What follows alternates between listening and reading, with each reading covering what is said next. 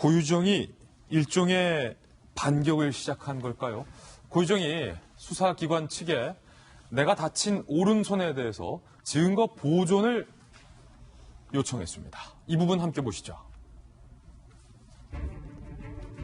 고유정이 본인이 다친 손에 대해서 증거 보존을 지금 강력하게 요구하고 있다고 해요. 내가 다친 이 손이 나의 결백을 밝힐 수 있는 증거다. 뭐 이런 논리인데 남편의 성폭력 시도를 막으려 우발적으로 범행을 하다 입은 상처다. 지난 10일 고유정 측이 우발적 범행의 입증을 위해서 법원에 다친 오른손을 증거 보존해 줄 것을 신청했습니다. 저희들이 분석한 다수의 CCTV에도 고유정이 범행 이후에 붕대를 감고 나타난 장면이 포착이 됐습니다.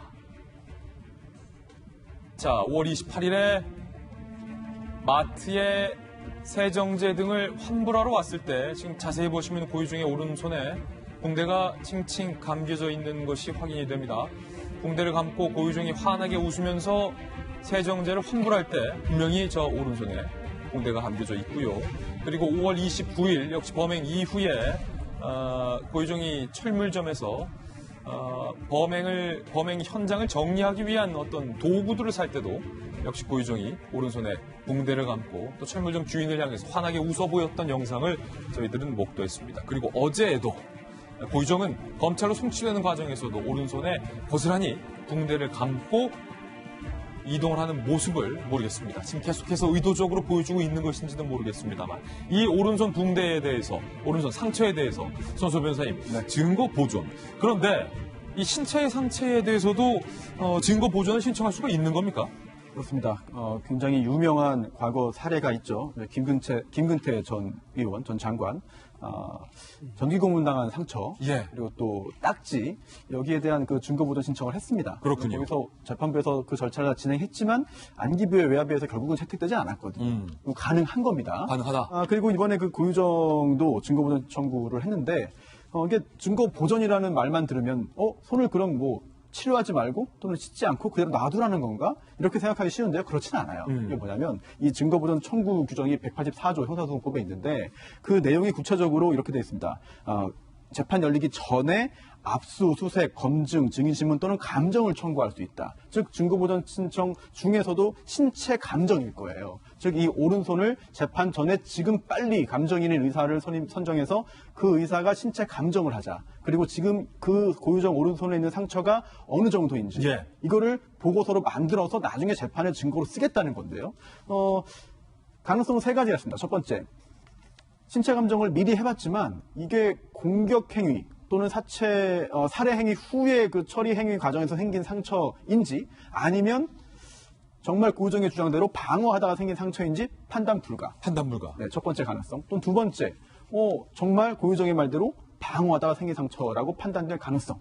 또는 세 번째, 고유정의 말이 거짓말이고 살해 과정에서 또는 그 후 처리 과정에서 생긴 상처로 판단된 가능성. 세 가지가 다 열리긴 하거든요. 다 과학적으로 판단할 수 있다.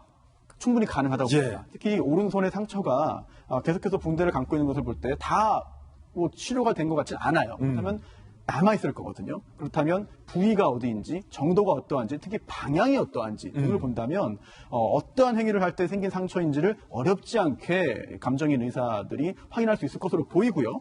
따라서 고유정의 주장이 사실로 받아들일 가능성도 뭐 완전 배제할 수는 없지만 경우에 따라서는 오히려 이 증거보존 신청이 고유정의 유죄를 입증하는 증거가 될 수도 있는 거죠. 지금 그렇다면 여기서 궁금한 건 박용진 의원님, 고유정이 상당히 치밀하다.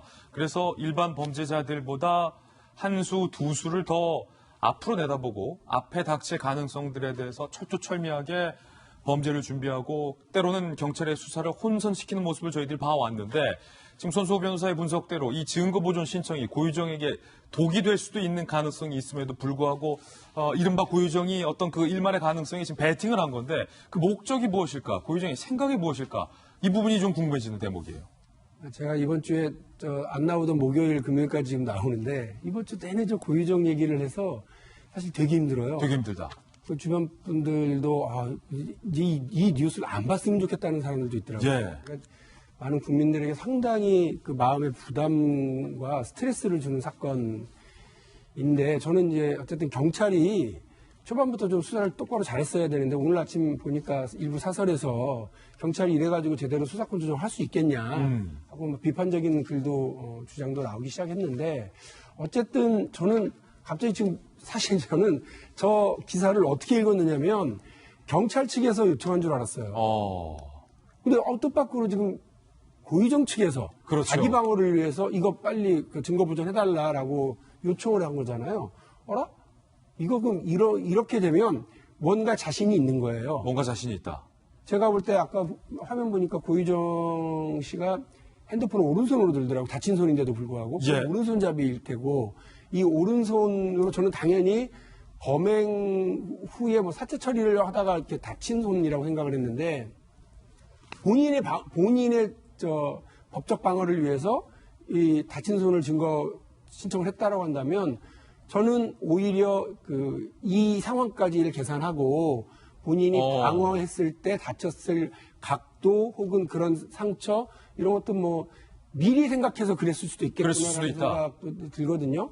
그러니까 본인의 이게 아마 법률적으로 방어를 하다가 이렇게 한 경우와 계획적으로 살인을 저지른 경우 전혀 다르게 형량이 나온다고 이제 듣고 있기 때문에 아마 고의정이 만일에 지금 적극적으로 저걸 신청을 했다고 한다면 본인으로서는 미리 준비한 상처일 수도 있다라는 걸 우리가 수사 당국이나 우리 여기서 좀 예리하게 좀 보고 이 상황을 봐야 될 필요가 경찰이 하다가 또 고의정한테 한번 또 당할 수가 있다라는 우려까지 나오고 있는데 우리가 손이 다치면요 무거운 걸 못 들잖아요.